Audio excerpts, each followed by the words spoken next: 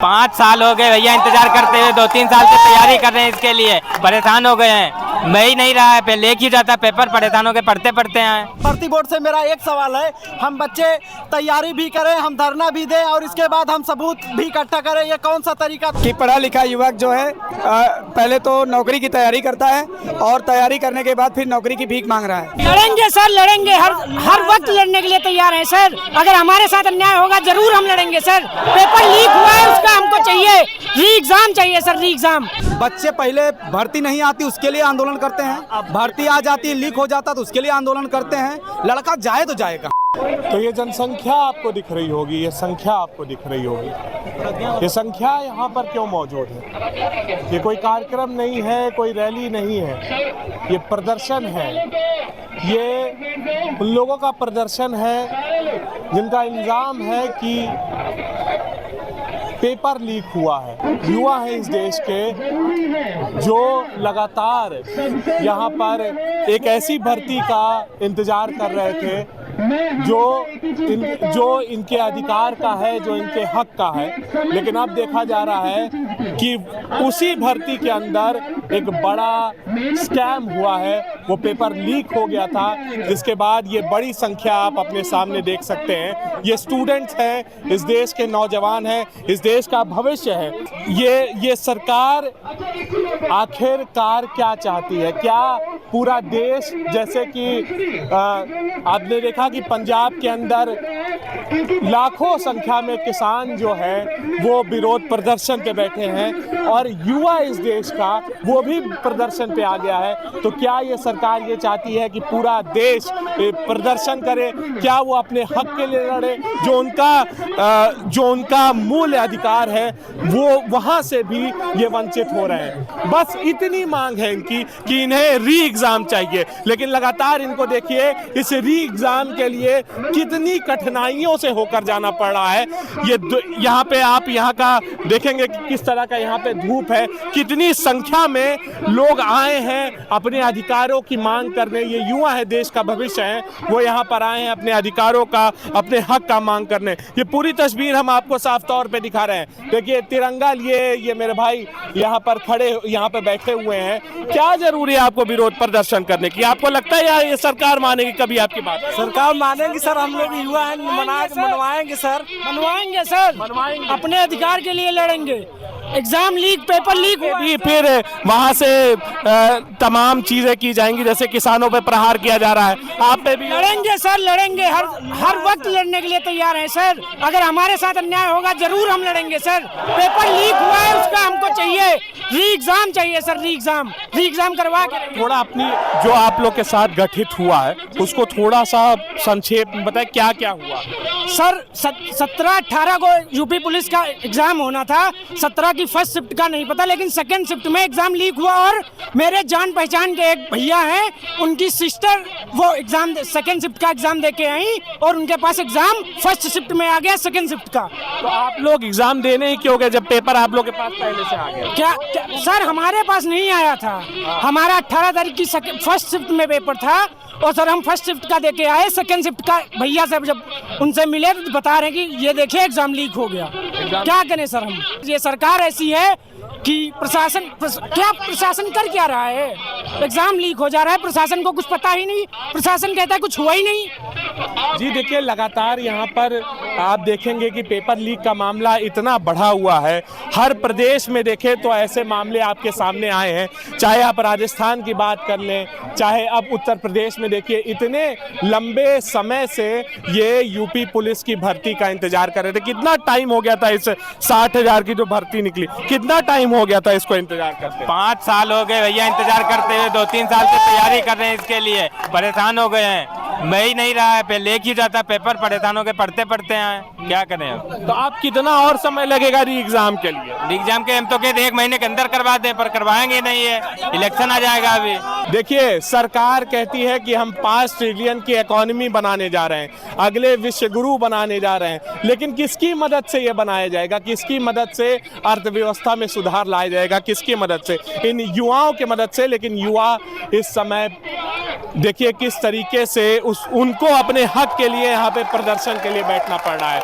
लगातार यहाँ पर देखिए लोग ये युवा है, ये यूपी पुलिस के एस्पिरेंट है जो यहाँ पर बैठा हुआ है। ये मांग के एक ही काम, री एग्जाम। लग रहा है आपको ये सरकार मानेगी आपके री एग्जाम के लिए? वहाँ किसानों पे नहीं देखा क्या लगा तमाम गोलियां और आंसू गैस के गोले बरसाए जा? सर हमको सरकार पर पूरा विश्वास है कि वो एग्जाम की डेट जल्दी दे देगी। और सर भर्ती बोर्ड से मेरा एक सवाल है, हम बच्चे तैयारी भी करें, हम धरना भी दें और इसके बाद हम सबूत भी इकट्ठा करें, ये कौन सा तरीका? तो हम सरकार से बस यही निवेदन या भर्ती बोर्ड से यही निवेदन करते हैं कि जल्द से जल्द री एग्जाम की डेट दे दे, जिससे हम बच्चों को इतना कष्ट ना उठाना पड़े। तो देखिए ये तस्वीर देखिए, अभी भी विनती के उसमें है, विनती कर रहे हैं कि हमें हमारा अधिकार मिले, हमें री एग्जाम का एक और मौका मिले, एक और अवसर मिले। लेकिन क्या ये सरकार इनकी बातों को मानेगी? 5 सालों से तैयारी कर रहा हूँ कि भर्ती आएगी, एग्जाम देने को मिलेगा, लेकिन जैसे तैसे मैं एग्जाम देने गया तो पता चला पेपर आउट हो चुका है। तुम्हारी सरकार से मांग है री एग्जाम कराया जाए। आखिर में इतने पेपर लीक के मामले क्यों आ रहे हैं इस सरकार के दौरान? और सरकार उसको जो गड़बड़ी है वो कहीं ना कहीं एजेंसी की तरफ से, एजेंसी सही तरीके से पेपर को सेटअप नहीं कर पा रही, वो पहले से ही पेपर आउट कर रही है। इस वजह से और कड़ी कार जो पेपर आउट कर रहे हैं उनके खिलाफ कड़ी कार्रवाई की जाए। तो लगातार यहाँ पर यूपी पुलिस के ये अभ्यर्थी हैं जो यहाँ पर प्रदर्शन पे बैठ गए हैं। री एग्जाम की इनकी मांग है। पेपर लीक हुआ है जो बड़ा इल्जाम है ये सरकार पे लगाया गया, हालांकि अभी इन्वेस्टिगेशन के बाद ही पता चलेगा कि आखिर में क्या है।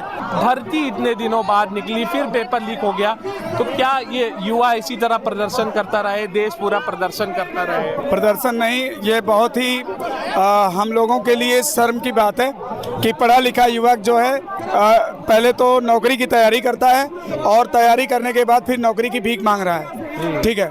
और यहाँ पर जो है ऐसा लग रहा है कि जैसे पूरी तरह से नकल कदाचार एकदम छा गया है और इस बुराई को अगर समाज से नहीं मिटाया गया तो ये बच्चों के दिमाग में ट्रांसप्लांट होता जा रहा है कि पढ़ने से नौकरियां नहीं मिलती हैं बल्कि जुगाड़ लगाने से मिलती हैं, ठीक है। तो ये समाज के लिए बहुत ही ज़्यादा खतरनाक है, ये कैंसर है समाज का। अगर इसे ख़त्म नहीं किया गया तो एक दिन ये बताइए कि बेईमानी से अगर हमारे सिस्टम में कोई भी व्यक्ति आएगा तो वो सिस्टम हमारा कैसा होगा, वो भी वैसा ही क्रिएट करना चाहेगा। देखिए ये बहुत संगीन आरोप है, लेकिन ये बहुत सटीक बात इन्होंने कही है। आप कहाँ से कहाँ पे आपका कोचिंग सेंटर है? मैं प्रयागराज से हूँ, संदेश कोचिंग है हमारी। अच्छा, और आपका नाम? रवि सिंह। रवि सिंह। तो रवि सिंह जी ने बहुत सटीक बात कही है कि एक कैंसर बनता जा रहा है समाज का, क्योंकि लोगों को, युवाओं को ये लग रहा है कि अगर इस तरह से पेपर लीक होते रहे और लगातार अगर इस तरह भर्तियां नहीं निकलेंगी तो लोगों को ये लगेगा कि जुगाड़ से तो हमको नौकरियां मिल जाएंगी, हमको पढ़ने के और एग्जाम देने की क्या जरूरत है। तो ये बहुत सटीक बात यहाँ पर रवि सिंह जी ने कही है। लेकिन और भी लोग हैं, देखिए यहाँ लगातार मनोबल बढ़ा रहे हैं। यहाँ टीचर्स हैं, आप लोग भी टीचर्स हैं? टीचर्स हैं। तो ये बताइए, देखिए अभी आपके एक साथी ने बहुत सटीक बात कही कि इसी तरह चलता रहा तो कहीं ना कहीं लोगों के मन में, युवाओं के मन में ही आ जाएगा कि हम जुगाड़ से नौकरियां पा जाएंगे, हमको एग्जाम देने की क्या जरूरत है। सही, कोई एक बच्चे की बात नहीं, हजारों लाखों बच्चों की बात है। और एक गरीब परिवार से ही बच्चे हैं जो यहाँ जुड़े हुए हैं, जो अपने हक की लड़ाई के लिए लड़ रहे हैं। तो ये निर्णय लेना चाहिए भर्ती बोर्ड को कि पेपर जल्दी से जल्दी निरस्त करे और इसके लिए नई डेट लाए, नया री एग्जाम हो। लेकिन टाइम वेस्ट इतना ज़्यादा टाइम वेस्ट आपको क्या? आप भी टीचर हैं जी, कहाँ पे आपका कोचिंग सेंटर है? हमारा कोचिंग उन्नाव में है, फिनिक्स एकेडमी। हाँ, 12 लाख सब्सक्राइबर हैं और ये जो कुछ हो रहा है ये उत्तर प्रदेश में सबसे ज़्यादा पॉसिबल है। कहीं ना कहीं हम ये देखते हैं जब भी एक ट्रेंड सा चल रहा है कि जब भी प्रश्न हो, प्रश्न से पहले उत्तर आ जाए, ऐसा कौन सा प्रदेश है, तो हम लोग कहते हैं उत्तर प्रदेश। हालांकि ये लोग अपने स्टेटस पर एक चुटकुले की तरह लगा रहे हैं, लेकिन कहीं ना कहीं ये जो प्रदेश की स्थिति है इससे धूमिल हो रही है। तो हमको चाहिए कि कहीं ना कहीं एक सरकार से मांग है, एक ऐसा माहौल बनाया जाए, ईमानदारी का माहौल यहाँ पर बनाया जाए कि जिसमें बच्चा रुचि ले, इंटरेस्ट ले कि हाँ परीक्षा देनी है। क्योंकि कहीं ना कहीं बच्चे के दिमाग में ये चीज़ें आ गई हैं कि एक स्टेप और जुड़ गया है, ये आंदोलन वाला स्टेप। वो सारी प्रक्रियाएं पूरी करने के बाद एक स्टेप और करना है उसको कि आंदोलन भी करे, तो ये बहुत गलत चीज़ है कहीं। हाँ, अब इसमें ये हो रहा है, टाइम वेस्ट हो रहा है, टाइम वेस्ट हो रहा है, पूरा टाइम वेस्ट हो रहा है। और उसके बाद ऐसी स्थिति में सरकार भी नहीं सुनती है। और सरकार नहीं सुन रही है तो करेंगे क्या, ये जाएंगे क्या करेंगे? सरकार देखिए कहीं ना कहीं अभी 1000 हैं, फिर 10,000 होंगे, और आपको अगर ज्ञान है तो यहाँ पर 49 लाख लोगों ने फॉर्म डाला है, तो 49 लाख लोग यहाँ पर अगर आ जाएंगे तो मुझे नहीं लगता है कि ये जगह इतनी है कि 49 लाख लोग यहाँ पर उपस्थित हो जाए। तो सरकार से हमारा केवल अनुरोध है। लेकिन मुझे लगता है कि सरकार बहुत जिद्दी हो चुकी है। हर तरफ आप देखिए, किसानों का मामला चल रहा है, सुन रही है, आपका मामला चला, कितना सुन रही है? 69,000 अभ्यर्थी इतने दिन से प्रदर्शन कर रहे हैं, कहाँ चल रही है? आपके सामने हम खड़े हैं। जी, मेन स्ट्रीम मीडिया की अगर आप बात कर रहे हैं तो मीडिया उल्टे छात्रों से क्वेश्चन पूछ रहा है कि बताओ पेपर लीक हुआ है कि नहीं। छात्रों ने सबूत भी दे दिया, एविडेंस के साथ सब कुछ बोल दिया है। समझ रहे हैं? 10 मिनट के अंदर लाइव हो गया था, 10 मिनट के अंदर लाइव हो गया था। 2017 के बाद से जितनी वैकेंसी है सब का सब आउट हुआ है। समझ रहे हैं? सुधीर चौधरी का मैं देख रहा था, बोल रहे थे कि बच्चे सरकार बताए कि लीक हुआ है कि नहीं, जबकि उनको एक हमारे अरुण सर रीजनिंग पढ़ाते हैं, वो पूरा प्रूफ दे चुके हैं कि लीक हुआ। हाँ, लीक हुआ, बताया था। हाँ, एक वीडियो तक के लिए अभी तक तैयार नहीं हुई है कि पर्चा लीक भी हुआ कि नहीं हुआ है। 2017 के बाद से 2023 में वैकेंसी आई है। 5 सालों के लंबा इंतजार के बाद पुलिस की वैकेंसी आई है। 60,000 भर्तियां, 60,000 वैकेंसी निकली सर। 5 साल लंबा इंतजार के बाद पेपर लीक हो गया है। बच्चे पहले भर्ती नहीं आती उसके लिए आंदोलन करते हैं, भर्ती आ जाती है लीक हो जाता तो उसके लिए आंदोलन करते हैं। लड़का जाए तो जाए कहाँ? क्या करेगा? क्या आपको क्या लगता है इस देश का भविष्य क्या करेगा? आप देश का भविष्य अंधकार में है। जिनके हाथों में पावर से शक्तियां, वो सही लोग बिल्कुल नहीं है। देश के बारे में कतई वो सही नहीं सोच पा रहे हैं सर। समझ रहे हैं? देश विरोधी गतिविधियों का वो सभी लोग पालन करते हैं।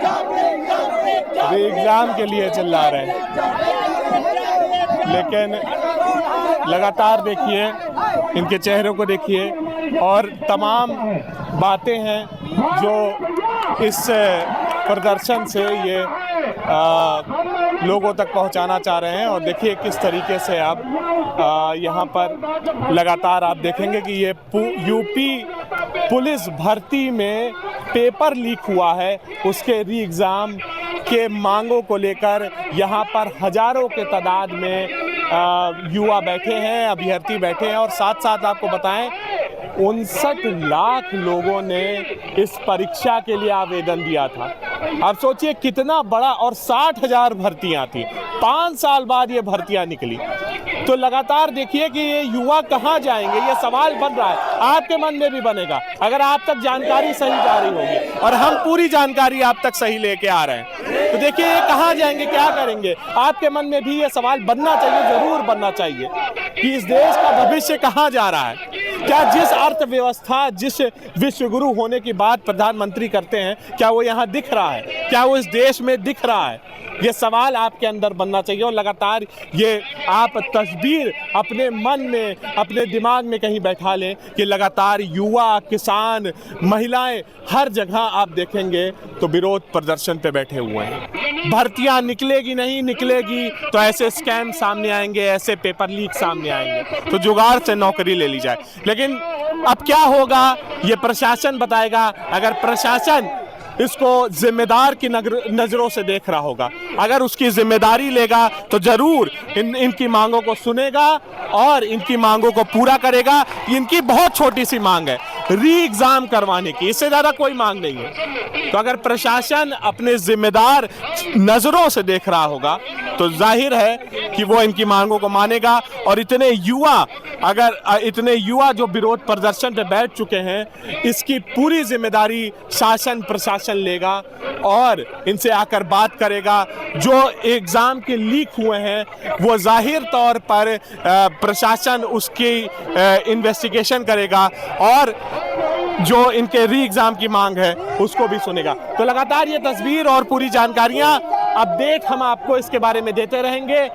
मेरा नाम अमन श्रीवास्तव है और इस समय इको गार्डन में यूपी पुलिस पेपर लीक के इस महा आंदोलन में मौजूद हूँ। ये रिपोर्ट थी भारत एक सोच के लिए लखनऊ से।